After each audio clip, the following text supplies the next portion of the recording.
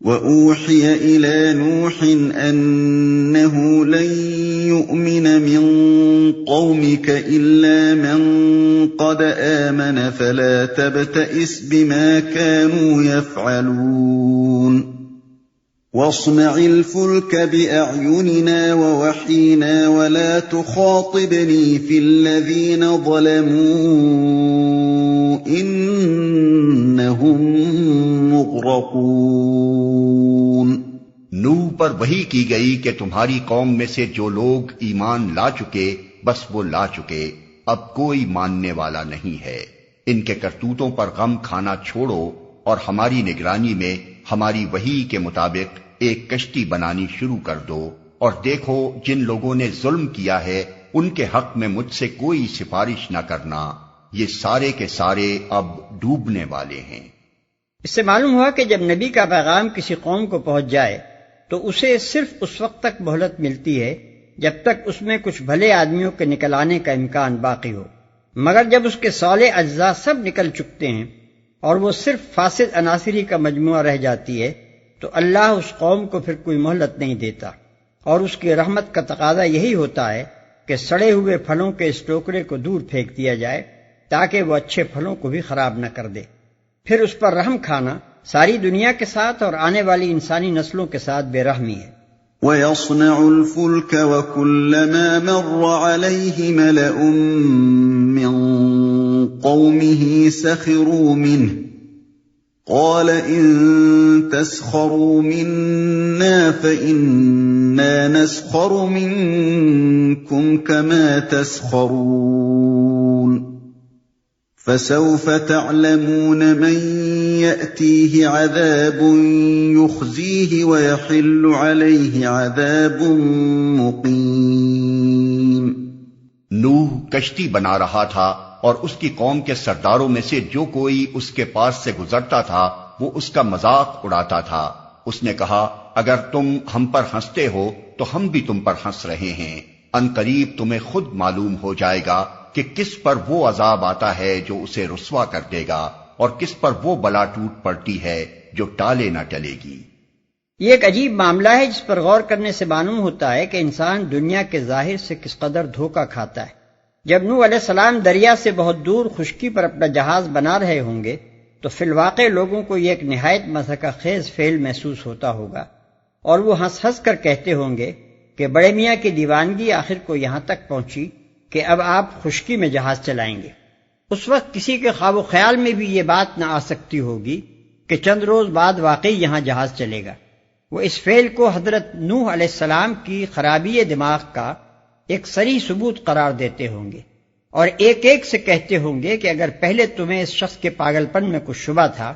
تو لو اب اپنی آنکھوں سے دیکھ لو کہ یہ کیا حرکت کر رہا ہے۔ لیکن جو شخص حقیقت کا علم رکھتا تھا اور جسے معلوم تھا کہ کل یہاں جہاز کی کیا ضرورت پیش آنے والی ہے، اسے ان لوگوں کی جہالت و بے خبری پر اور پھر ان کے احمقانہ اطمینان پر الٹی ہنسی آتی ہوگی، اور وہ کہتا ہوگا کہ کس قدر نادان ہیں یہ لوگ کہ شامت ان کے سر پر تلی کھڑی ہے۔ میں انہیں خبردار کر چکا ہوں کہ وہ بس آیا چاہتی ہے اور ان کی آنکھوں کے سامنے اس سے بچنے کی تیاری بھی کر رہا ہوں، مگر یہ مطمئن بیٹھے ہیں اور الٹا مجھے دیوانہ سمجھ رہے ہیں۔ اس معاملے کو اگر پھیلا کر دیکھا جائے تو معلوم ہوگا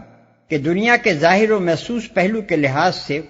عقل مندی و بے وقوفی کا جو معیار قائم کیا جاتا ہے وہ اس معیار سے کس قدر مختلف ہوتا ہے جو علم حقیقت کے لحاظ سے قرار پاتا ہے۔ ظاہر بھی آدمی جس چیز کو انتہائی دانش مندی سمجھتا ہے وہ حقیقت شناس آدمی کی نگاہ میں انتہائی بے وقوفی ہوتی ہے،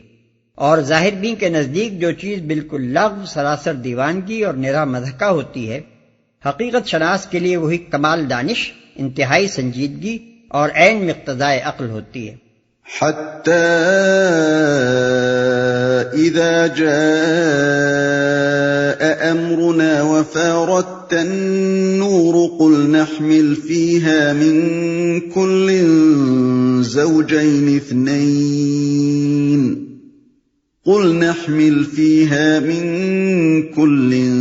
زوجين اثنين وأهلك إلا من سبق عليه القول وما آمن معه إلا قليل. یہاں تک کہ جب ہمارا حکم آ گیا اور وہ تنور ابل پڑا تو ہم نے کہا ہر قسم کے جانوروں کا ایک ایک جوڑا کشتی میں رکھ لو، اپنے گھر والوں کو بھی سوائے ان اشخاص کے جن کی نشاندہی پہلے کی جا چکی ہے، اس میں سوار کرا دو اور ان لوگوں کو بھی بٹھا لو جو ایمان لائے ہیں، اور تھوڑے ہی لوگ تھے جو نوح کے ساتھ ایمان لائے تھے. وہ تنور ابل پڑا. اس کے متعلق مفسرین کے مختلف اقوال ہیں، مگر ہمارے نزدیک صحیح وہی ہے جو قرآن کے صریح الفاظ سے سمجھ میں آتا ہے کہ طوفان کی ابتدائے خاص تنور سے ہوئی، جس کے نیچے سے پانی کا چشمہ پھوٹ پڑا. پھر ایک طرف آسمان سے موسلادھار بارش شروع ہو گئی اور دوسری طرف زمین میں جگہ جگہ سے چشمے پھوٹنے لگے. یہاں صرف تنور کے ابل پڑنے کا ذکر ہے اور آگے چل کر بارش کی طرف بھی اشارہ ہے، مگر سورہ قمر میں اس کی تفصیل دی گئی ہے کہ فَفَتَحْنَا أَبْوَابَ السَّمَاءِ بِمَاءٍ مُنْهَمِرٍ وَفَجَّرْنَا الْأَرْضَ عُيُونًا فَالْتَقَى الْمَاءُ عَلَى أَمْرٍ قَدْ قُدِرَ، یعنی ہم نے آسمان کے دروازے کھول دیے جن سے لگاتار بارش برسنے لگی اور زمین کو پھاڑ دیا کہ ہر طرف چشمے پھوٹ نکلے، اور یہ دونوں طرح کے پانی اس کام کو پورا کرنے کے لیے مل گئے جو مقدر کر دیا گیا تھا. نیز لفظ تنور پر الف لام داخل کرنے سے یہ ظاہر ہوتا ہے کہ اللہ تعالیٰ نے ایک خاص تنور کو اس کام کی ابتدا کے لیے نامزد فرما دیا تھا، جو اشارہ پاتے ہی ٹھیک اپنے وقت پر ابل پڑا اور بعد میں طوفان والے تنور کی حیثیت سے معروف ہو گیا. سورہ مومنون آیت 27 میں تصریح ہے کہ اس تنور کو پہلے سے نامزد کر دیا گیا تھا، جن کی نشاندہی پہلے کی جا چکی ہے. یعنی تمہارے گھر کے جن افراد کے متعلق پہلے بتایا جا چکا ہے کہ وہ کافر ہیں اور اللہ کی رحمت کے مستحق نہیں ہیں، انہیں کشتی میں نہ بٹھاؤ. غالباً یہ دو ہی شخص تھے، ایک حضرت نوح علیہ السلام کا بیٹا جس کے غرق ہونے کا بھی ذکر آتا ہے، دوسری حضرت نوح علیہ السلام کی بیوی جس کا ذکر سورہ تحریم میں آیا ہے. ممکن ہے کہ دوسرے افراد خاندان بھی ہوں، مگر قرآن میں ان کا ذکر نہیں ہے. ان لوگوں کو بھی بٹھا لو جو ایمان لائے ہیں. اس سے ان مورخین اور علماء انساب کے نظریے کی تردید ہوتی ہے جو تمام انسانی نسلوں کا شجرہ نسب حضرت نوح علیہ السلام کے 3 بیٹوں تک پہنچاتے ہیں. دراصل اسرائیلی روایات نے یہ غلط فہمی پھیلا دی ہے کہ اس طوفان سے حضرت نوح علیہ السلام اور ان کے 3 بیٹوں اور ان کی بیویوں کے سوا کوئی نہ بچا تھا. ملاحظہ ہو بائبل کی کتاب پیدائش باب 6 آیت 18، باب 7 آیت 7، باب 9 آیت 1 اور باب 9 آیت 19. لیکن قرآن متعدد مقامات پر اس کی تصریح کرتا ہے کہ حضرت نوح علیہ السلام کے خاندان کے سوا ان کی قوم کی ایک معتدبہ تعداد کو بھی، اگرچہ وہ تھوڑی تھی، اللہ نے طوفان سے بچا لیا تھا. نیز قرآن بعد کی انسانی نسلوں کو صرف نوح علیہ السلام کی اولاد نہیں بلکہ ان سب لوگوں کی اولاد قرار دیتا ہے جنہیں اللہ تعالیٰ نے ان کے ساتھ کشتی میں بٹھایا تھا. چنانچہ ارشاد ہوتا ہے ذریۃ من حملنا مع نوح بنی اسرائیل آیت 3 اور من ذریۃ آدم و ممن حملنا مع نوح مریم آیت 58. وقال اركبوا فيها بسم الله مجريها ومرساها ان ربي لغفور رحيم. نوح نے کہا سوار ہو جاؤ اس میں، اللہ ہی کے نام سے ہے اس کا چلنا بھی اور اس کا ٹھہرنا بھی، میرا رب بڑا غفور و رحیم ہے. یہ ہے مومن کی اصلی شان. وہ عالم اسباب میں ساری تدابیر قانون فطرت کے مطابق اسی طرح اختیار کرتا ہے جس طرح اہل دنیا کرتے ہیں، مگر اس کا بھروسہ ان تدبیروں پر نہیں بلکہ اللہ پر ہوتا ہے، اور وہ خوب سمجھتا ہے کہ اس کی کوئی تدبیر نہ تو ٹھیک شروع ہو سکتی ہے، نہ ٹھیک چل سکتی ہے، اور نہ آخری مطلوب تک پہنچ سکتی ہے جب تک اللہ کا فضل اور اس کا رحم و کرم شامل حال نہ ہو. وَهِيَ تَجْرِي بِهِمْ فِي مَوْجٍ كَالْجِبَالِ وَنَادَى نُوحٌ ابْنَهُ وَكَانَ فِي مَعْزِلٍ يَا بُنَيَّ ارْكَب مَّعَنَا وَلَا تَكُن مَّعَ الْكَافِرِينَ. کشتی ان لوگوں کو لیے چلی جا رہی تھی اور ایک ایک موج پہاڑ کی طرح اٹھ رہی تھی. نوح کا بیٹا دور فاصلے پر تھا. نوح نے پکار کر کہا بیٹا ہمارے ساتھ سوار ہو جا، کافروں کے ساتھ نہ رہے. قال سآوي إلى جبل يعصمني من الماء قال لا عاصم اليوم من أمر الله إلا من رحم وحال بينهما الموج فكان من المغرقين۔ اس نے پلٹ کر جواب دیا، میں ابھی ایک پہاڑ پر چڑھ جاتا ہوں جو مجھے پانی سے بچا لے گا۔ نوح نے کہا، آج کوئی چیز اللہ کے حکم سے بچانے والی نہیں ہے سوائے اس کے کہ اللہ ہی کسی پر رحم فرمائے۔ اتنے میں ایک موج دونوں کے درمیان حائل ہو گئی اور وہ بھی ڈوبنے والوں میں شامل ہو گیا۔ وَقِيلَ يَا أَرْضُ ابْلَعِي مَاءَكِ وَيَا سَمَاءُ أَقْلِعِي وَغِيضَ الْمَاءُ وَقُضِيَ الْأَمْرُ وَاسْتَوَتْ عَلَى الْجُودِيِّ وَقِيلَ بُعْدًا لِلْقَوْمِ الظَّالِمِينَ۔ حکم ہوا، اے زمین اپنا سارا پانی نگل جا اور اے آسمان رک جا۔ چنانچہ پانی زمین میں بیٹھ گیا، فیصلہ چکا دیا گیا۔ کشتی جودی پر ٹک گئی اور کہہ دیا گیا کہ دور ہوئی ظالموں کی قوم۔ کشتی جودی پر ٹک گئی۔ جودی پہاڑ کردستان کے علاقے میں جزیرہ ابن عمر کے شمالی مشرقی جانب واقع ہے۔ بائبل میں اس کشتی کے ٹھہرنے کی جگہ ارارات بتائی گئی ہے، جو ارمینیا کے ایک پہاڑ کا نام بھی ہے، اور ایک سلسلہ کوہستان کا نام بھی۔ سلسلہ کوہستان کے معنی میں جس کو ارارات کہتے ہیں، وہ آرمینیا کی سطح مرتفع سے شروع ہو کر جنوب میں کردستان تک چلتا ہے،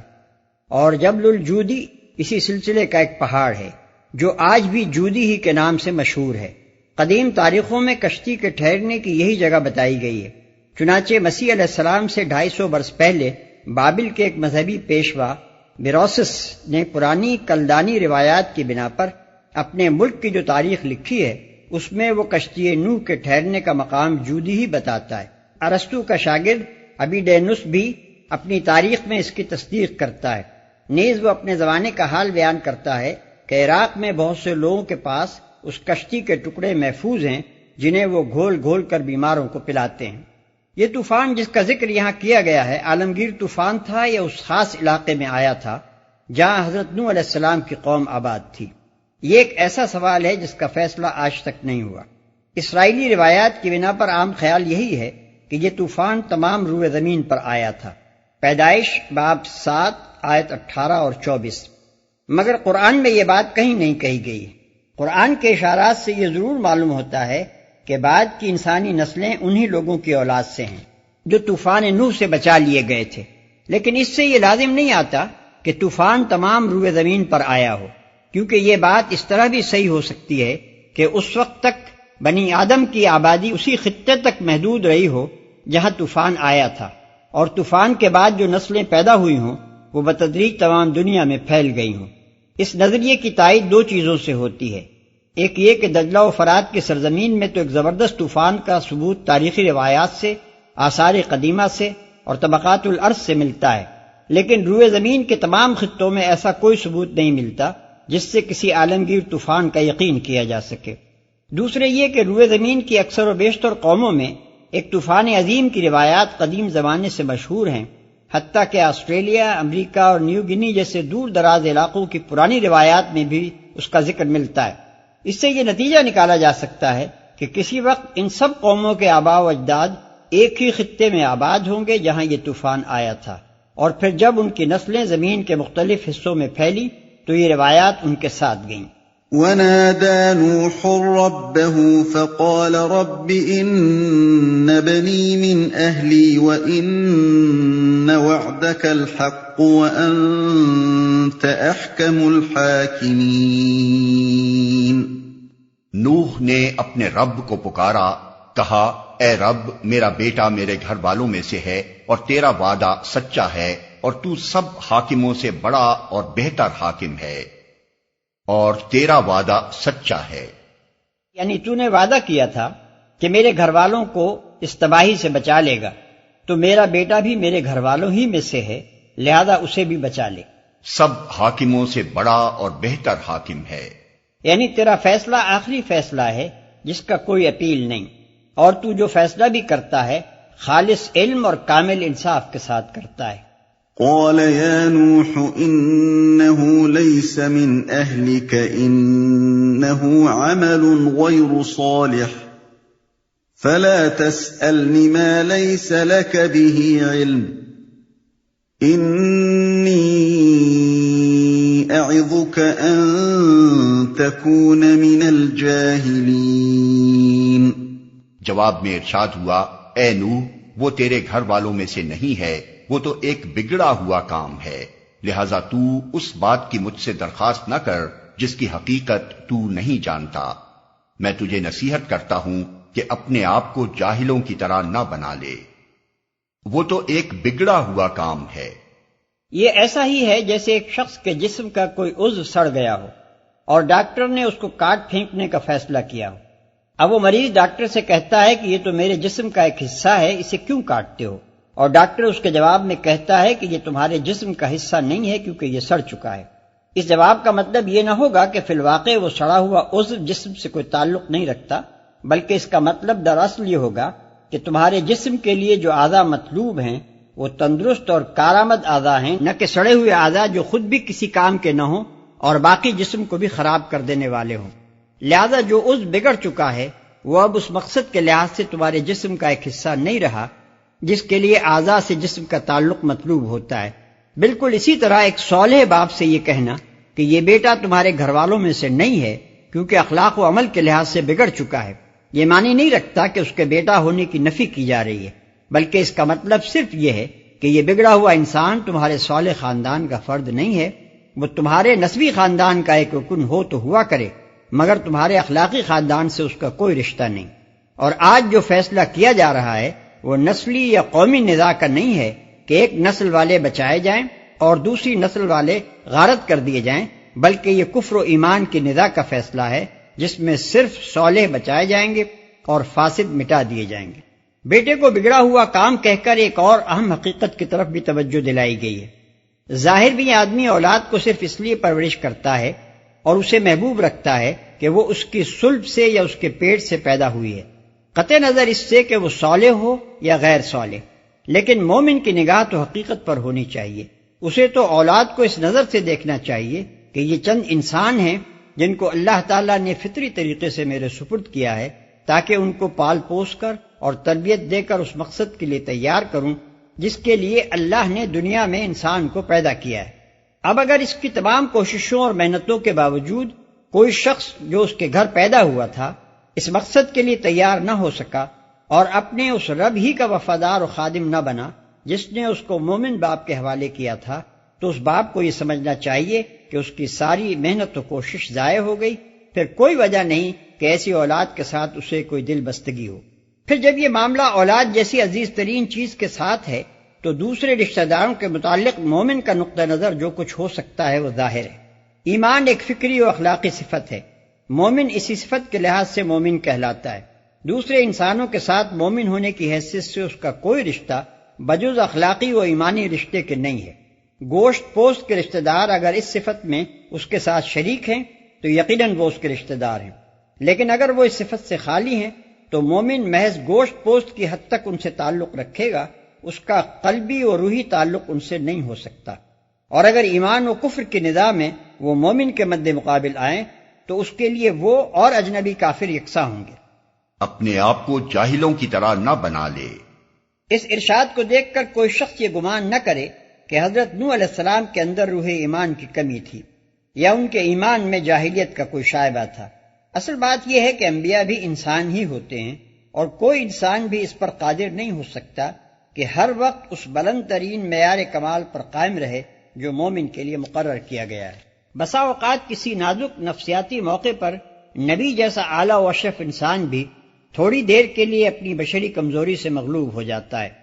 لیکن جو ہی کہ اسے یہ احساس ہوتا ہے یا اللہ تعالیٰ کی طرف سے احساس کرا دیا جاتا ہے کہ اس کا قدم معیار مطلوب سے نیچے جا رہا ہے، وہ فوراً توبہ کرتا ہے اور اپنی غلطی کی اصلاح کرنے میں اسے ایک لمحے کے لیے بھی تأمل نہیں ہوتا۔ حضرت نوح علیہ السلام کی اخلاقی رفت کا اس سے بڑا ثبوت اور کیا ہو سکتا ہے کہ ابھی جان جوان بیٹا آنکھوں کے سامنے غرق ہوا ہے اور اس نظارے سے کلیجہ منہ کو آ رہا ہے، لیکن جب اللہ تعالیٰ انہیں متنبع فرماتا ہے کہ جس بیٹے نے حق کو چھوڑ کر باطل کا ساتھ دیا،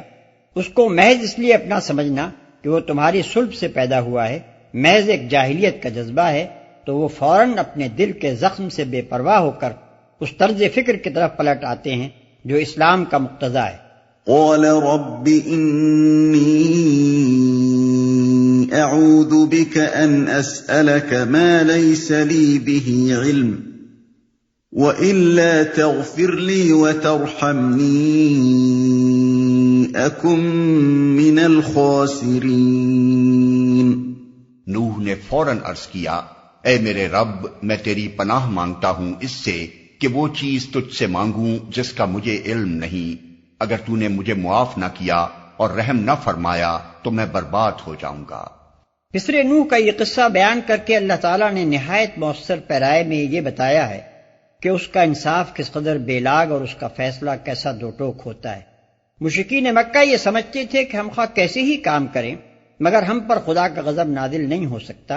کیونکہ ہم حضرت ابراہیم علیہ السلام کی اولاد اور فلاں فلاں دیویوں اور دیوتاؤں کے متوسل ہیں۔ یہودیوں اور عیسائیوں کے بھی ایسے ہی کچھ گمان تھے اور ہیں،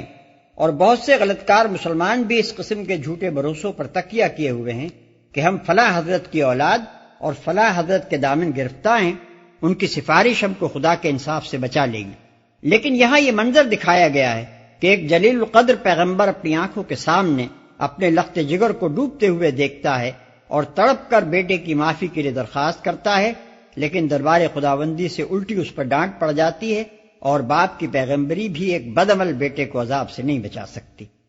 قیل یا نوح اهبط بسلام منا وبرکات علیک وعلى ممن معك وأمم سنمتعهم ثم يمسهم منا عذاب أليم۔ حکم ہوا، اے نوح اتر جا، ہماری طرف سے سلامتی اور برکتیں ہیں تجھ پر اور ان گروہوں پر جو تیرے ساتھ ہیں،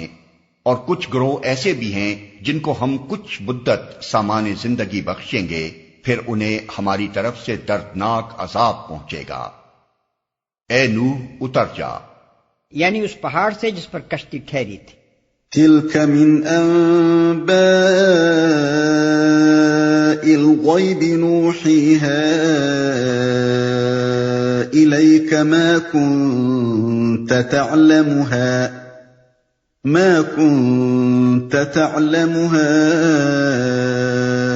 أنت ولا قومك من قبل هذا فاصبر ان العاقبۃ للمتقین۔ اے محمد، یہ غیب کی خبریں ہیں جو ہم تمہاری طرف وحی کر رہے ہیں، اس سے پہلے نہ تم ان کو جانتے تھے اور نہ تمہاری قوم، پس صبر کرو، انجام کار متقیوں ہی کے حق میں ہے۔ یعنی جس طرح نوح اور ان کے ساتھیوں ہی کا آخر کار بول بالا ہوا، اسی طرح تمہارا اور تمہارے ساتھیوں کا بھی ہوگا۔ خدا کا قانون یہی ہے کہ ابتدائے کار میں دشمنان حق خواہ کتنے ہی کامیاب ہوں، مگر آخری کامیابی صرف ان لوگوں کا حصہ ہوتی ہے جو خدا سے ڈر کر فکر و عمل کی غلط راہوں سے بچتے ہوئے مقصد حق کے لیے کام کرتے ہیں۔ لہذا اس وقت جو مصائب و شدائد تم پر گزر رہے ہیں، جن مشکلات سے تم دوچار ہو رہے ہو، اور تمہاری دعوت کو دبانے میں تمہارے مخالفوں کو بظاہر جو کامیابی ہوتی نظر آ رہی ہے، اس پر بد دل نہ ہو، بلکہ ہمت اور صبر کے ساتھ اپنا کام کیے چلے جاؤ۔